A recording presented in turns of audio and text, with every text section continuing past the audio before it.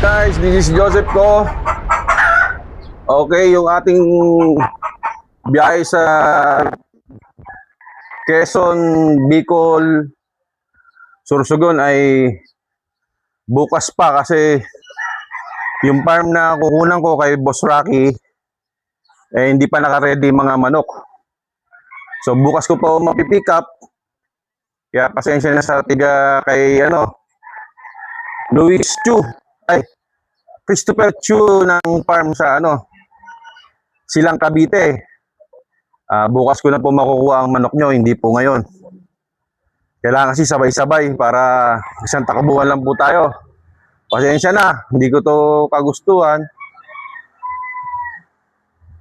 Okay, gusto ko lang naman matapos ang trabaho. Kaya bukas na po tayo magpapatuloy ng pick up.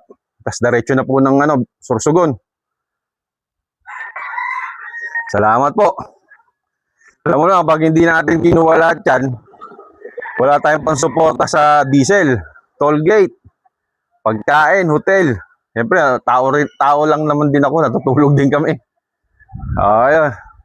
Sayang, ready na ako. Kita mo, ganda ng ngiti ko. Sige po, subscribe naman tayo dyan sa Joseph Rama ko, sa Facebook.